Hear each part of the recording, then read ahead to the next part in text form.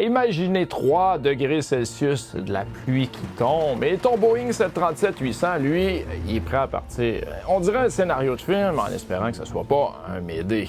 Bref, c'est la réalité. Mais quoi faire pour un décollage en sécurité? Eh bien, au Québec, en cette période de transition saisonnière, il est crucial de partager ses connaissances pour éviter les erreurs passées. Eh bien, aujourd'hui, nous allons décortiquer les opérations en conditions givrantes. Et tout cela sera basé sur les expériences, bien sûr, et le Flight Crew Operation Manual, le FCOM de Boeing.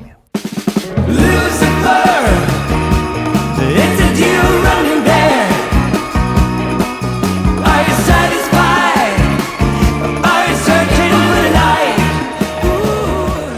Alors commençons avec cette question, pourquoi tout cela arrive? En gros, quelle est la physique du givrage dans les moteurs CFM56? Eh bien, à l'intérieur du moteur CFM56, l'air d'admission peut chuter jusqu'à moins 15 degrés Celsius, et cela même si la température extérieure est autour de zéro. Et les gouttelettes surfondues comme la pluie verglaçante, la brune gelée ou le brouillard givrant s'infiltrent, heurtent les premières aubes du compresseur juste après la fan et gèlent instantanément. Et tout cela forme une croûte dure sur les 2 premiers étages qui peut s'épaissir et bloquer le flux d'air. Et au décollage, quand vous poussez à full trosse, environ 90% d'N1, vous devinez ce qui va se passer? Ah oui, parce que ces blocs se détachent, cognent les stades suivants, causant des déséquilibres, des vibrations intenses et une perte de puissance. Et pire, ça peut mener à un décrochage du compresseur, un compresseur stall et une panne moteur.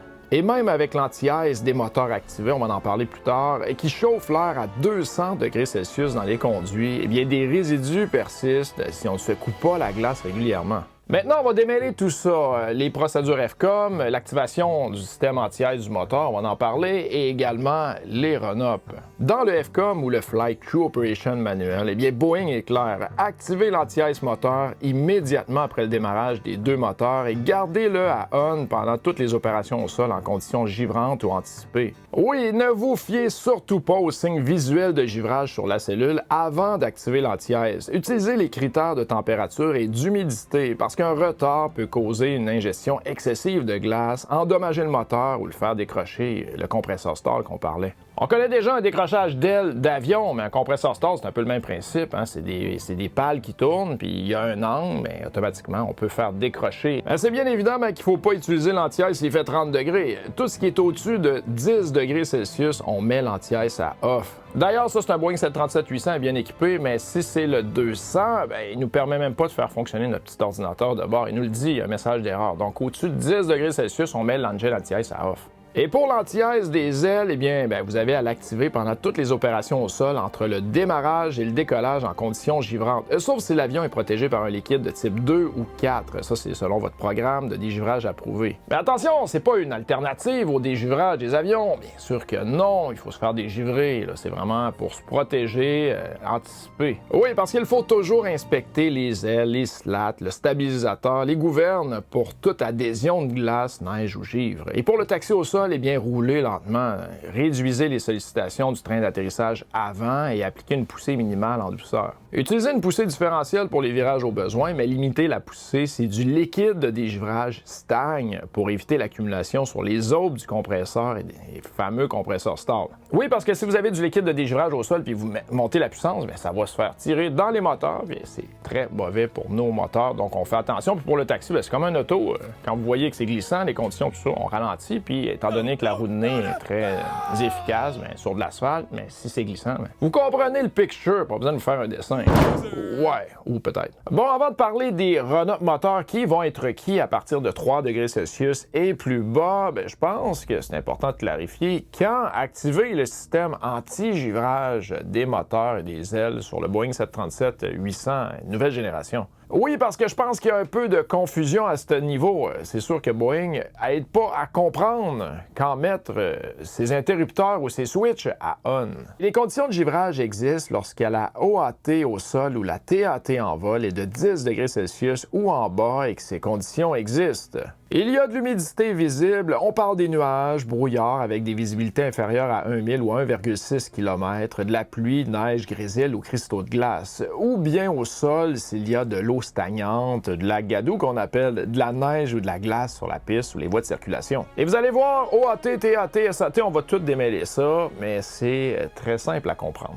Le système anti-givrage du Boeing 737-800 comprend principalement deux parties. On parle de l'anti-givrage moteur ou le Engine Anti-Ice EAI et l'anti-givrage des ailes ou le Wing Anti-Ice WAI. Et très simplement, ces systèmes utilisent de l'air prélevé des moteurs pour chauffer les zones critiques et prévenir ou éliminer l'accumulation de glace. Et voici quand les activer au sol ou en vol basés sur les procédures standards du livre, le FCOM.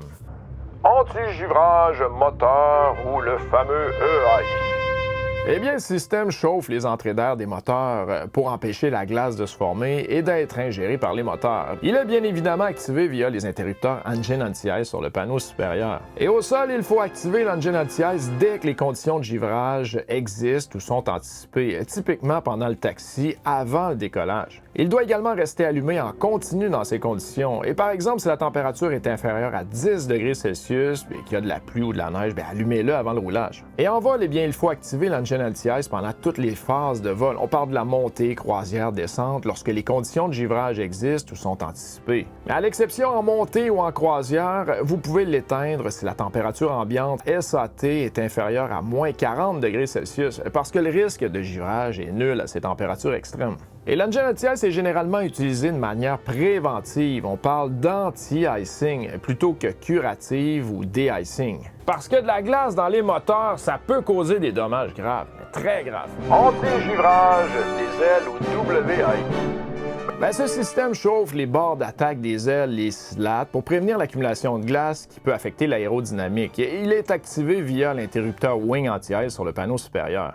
Et sur le Boeing 737-800 série nouvelle génération, il n'y a pas d'anti-givrage sur le bord d'attaque extérieur des ailes. Et au sol, il faut activer le Wing Anti-Ice en continu dès que les conditions de givrage existent ou sont anticipées entre le démarrage des moteurs et le décollage. Il doit être allumé pendant toutes les opérations au sol dans ces conditions, par exemple durant le taxi. Et en vol, on active le Wing Anti-Ice lorsque les conditions de givrage existent ou sont anticipées ou si de la glace est détectée visuellement sur les ailes. Et au-dessus de 35 000 pieds, il faut faire attention parce que son utilisation peut causer une surcharge des prélèvements ou de bleed d'air et une perte potentielle de pressurisation cabine. Donc, évitez-le si possible. Bon, vous avez sûrement remarqué que nous parlons constamment de trois sortes de vitesses, OAT, TAT et SAT, puis ça peut être vraiment très mélangeant et je peux vous dire que c'est vraiment compréhensible. Alors, clarifions tout ça. OAT ou Outside Air Temperature. Eh bien, c'est la température de l'air extérieur statique mesurée lorsque l'air est au repos par rapport à l'avion, par exemple au sol ou à basse vitesse. Et elle représente la température ambiante réelle sans influence de la vitesse de l'avion mesurée loin des moteurs ou des surfaces chaudes, souvent par un capteur statique. TAT ou Total Air Temperature. Eh bien, c'est la température totale de l'air, je l'adore celle-là, qui est mesurée en vol par une sonde qui capture l'air entrant à la vitesse de l'avion. Elle inclut donc l'OAT plus un échauffement adiabatique dû à la compression de l'air qui est appelé ram rise ou effet de compression dynamique. Et cet échauffement augmente avec la vitesse. Par exemple, à Mach 0.8, environ la vitesse de croisière d'un Boeing 737-800, eh bien le ram rise peut augmenter environ 20 à 30 degrés Celsius par rapport à l'OAT. Et la différence fondamentale réside dans l'impact de la vitesse de notre avion. OAT, c'est une mesure statique, sans mouvement relatif, idéale pour les conditions au sol ou les prévisions météo. TAT, c'est une mesure dynamique en flux d'air qui est toujours supérieure ou égale à l'OAT en vol en raison du ram rise. On pourrait quasiment dire que TAT est égal à OAT plus ram rise. Pour trouver le ram rise, je n'embarquerai pas dans ces formules-là, mais c'est pas compliqué. Mais en pratique, nous utilisons TAT en vol pour effectuer les risques de givrage car elle reflète la température effective perçue par l'avion. Ces valeurs sont affichées sur l'EFIS ou l'Electronic Flight Instrument System. Et c'est la mesure directe et brute prise par la sonde de température de l'avion en vol qui inclut un échauffement supplémentaire dû à la vitesse de l'air.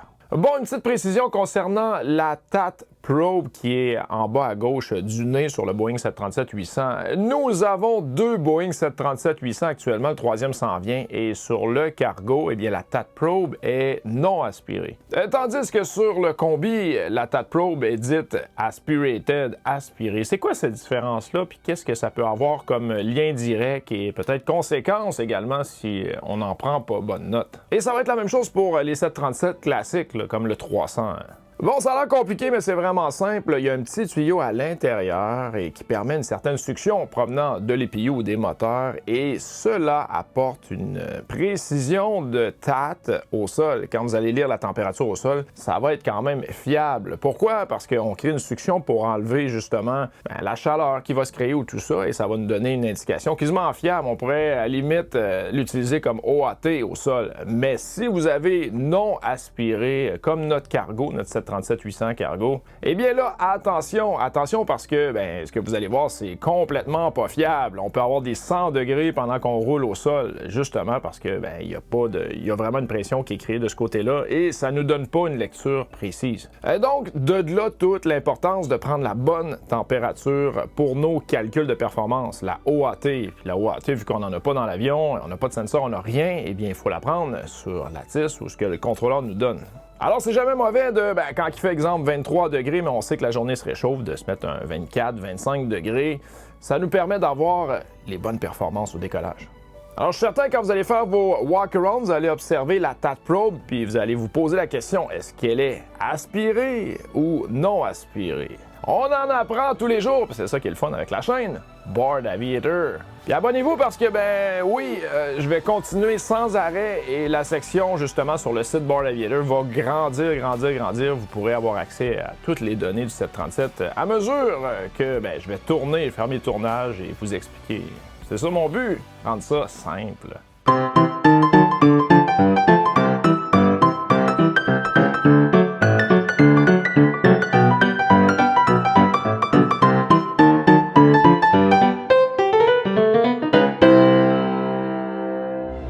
SAT ou statique air température.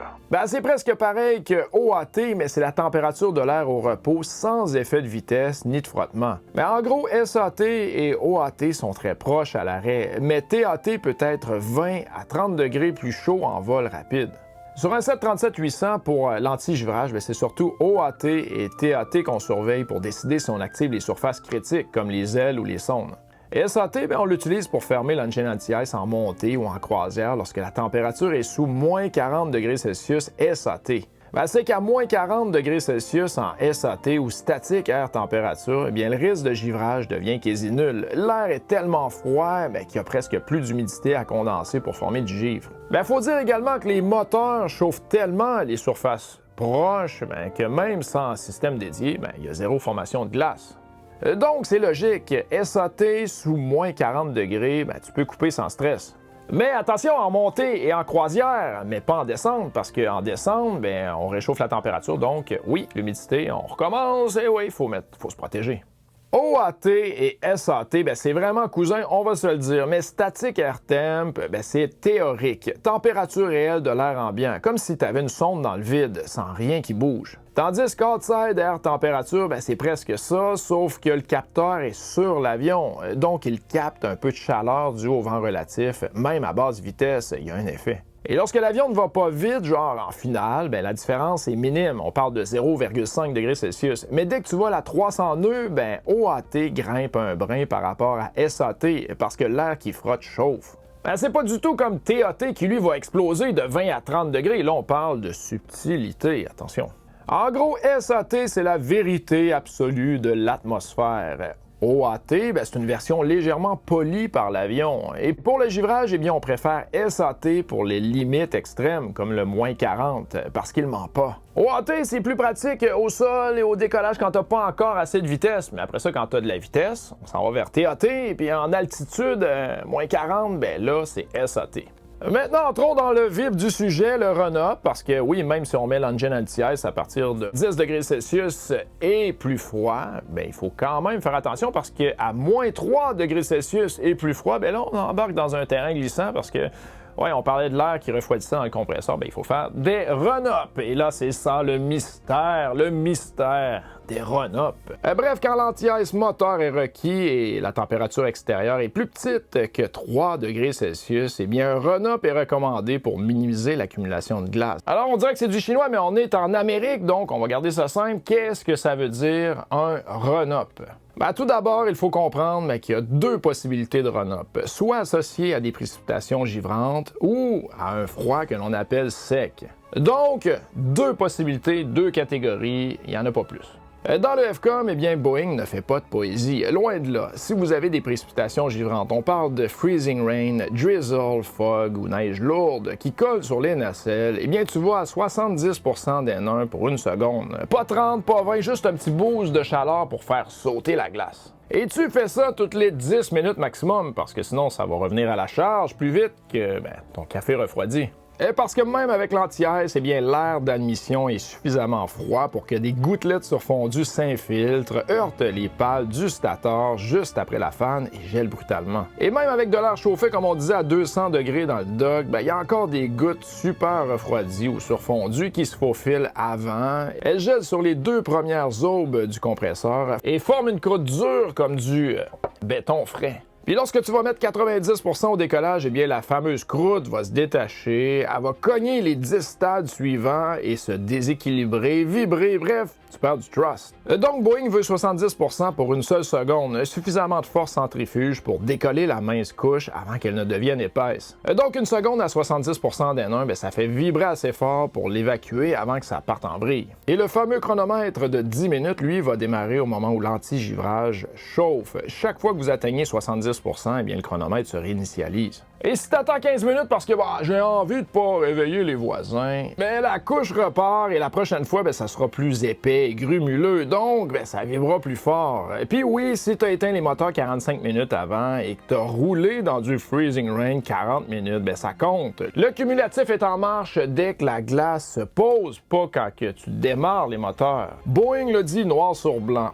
Ice Accumulation Time. Tout cela commence quand la température descend sous zéro et que t'as des précipitations, même si les moteurs sont arrêtés. Et j'ai été obligé de réouvrir ma vidéo parce que, après avoir discuté avec certains pilotes, je pense qu'il y a quelque chose qui est mal compris parce qu'on ne part pas les moteurs avec nécessairement de la glace dedans. Fait qu'Ice Accumulation, je vais vous le clarifier. Oui, effectivement, attention, parce qu'avant le démarrage, on parle d'accumulation, blablabla, mais avant le démarrage, tout d'abord, vérifiez que l'entrée d'air moteur est exempte de neige et de glace. Ça, c'est notre travail. Vérifiez que la fan tourne librement. C'est très, très, très important. Puis même quand on fait le démarrage moteur, quand on a 20% d'N2, on regarde si le N1 tourne. N1, la fan en avant, il faut qu'elle tourne. Très important, il ne faut pas qu'elle soit saisie par la glace. En 3, la neige ou la glace accumulée sur le cône ou les pales de la fan pendant les périodes d'arrêt prolongé doivent être retirées par des moyens de maintenance ou autres avant le démarrage du moteur. Attention, il faut que ça soit retiré, on ne peut pas partir les moteurs avec ça. Par contre, au point 4, l'accumulation de neige ou de glace sur le cône ou les pales de la fan suite à un fonctionnement en conditions givrantes. Par exemple, lors de l'approche ou du roulage à l'arrivée, ça c'est autorisé si la fan tourne librement et si la neige ou la glace est retirée selon la procédure de déglaçage,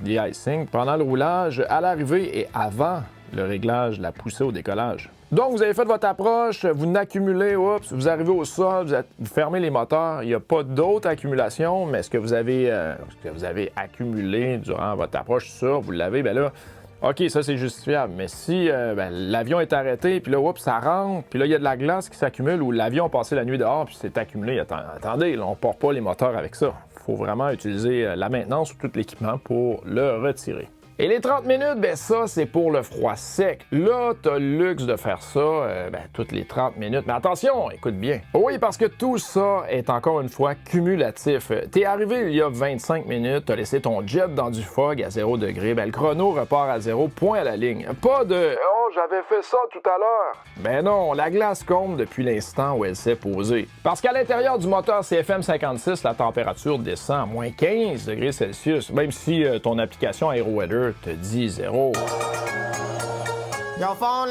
Oui, allô? On a besoin de toi pour un vol. What? Là? Non, dans un mois.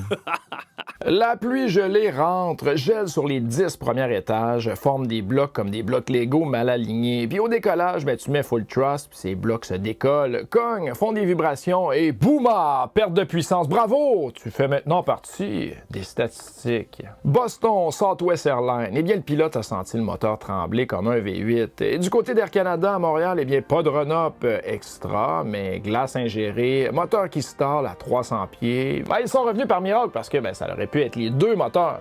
Des dizaines de threads sur les forums disent la même chose. C'est chiant de faire un 70% dans un aéroport bondé, mais c'est mieux qu'avoir un frigo dans la turbine. Boeing le sait, ils l'ont écrit en majuscule.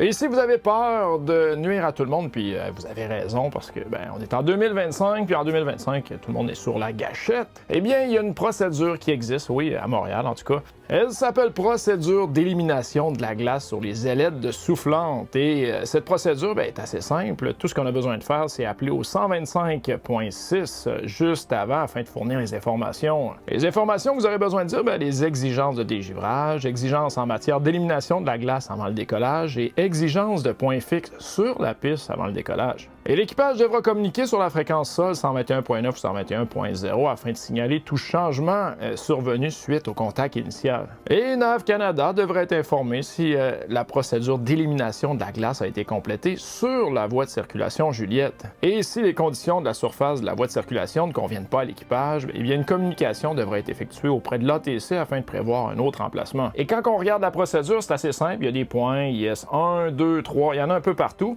Vous choisissez la piste de décollage et puis là, ça va vous dire à quel endroit vous aurez le droit de faire un petit run-up. Attention!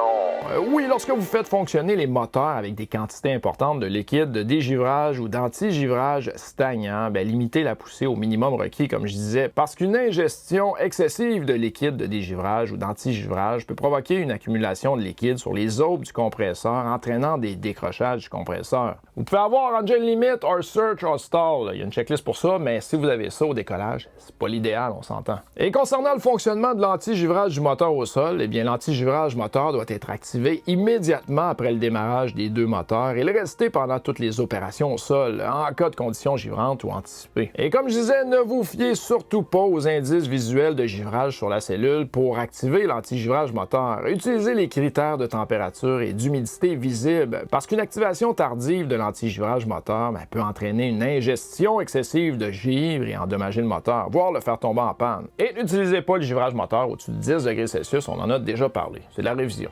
Et si le système d'anti-givrage moteur est nécessaire au sol, les étapes sont faites par le premier officier au sol. En vol, c'est le pilote monitoring, mais au sol, c'est toujours le premier officier qui va manipuler les switches. Tout d'abord, on va mettre l'engine start switch sur compte, par la suite, engine anti-ice switch sur on. Et en mettant la switch sur on, attention, il faut vérifier que le call valve open light illumine bright, et puis par la suite, s'en va à dim. Vous allez vérifier également que le call anti-ice light est éteint. Et si le call valve open light reste allumé bright, là on a un petit problème. Boeing, quand on voit les lumières à bright, mais c'est une transition, mais après ça, quand il fonctionne vraiment dans la position voulue, il retombe à dim. C'est pour ça qu'on vérifie si ça fait bright, dim. C'est un peu ça avec tous les systèmes.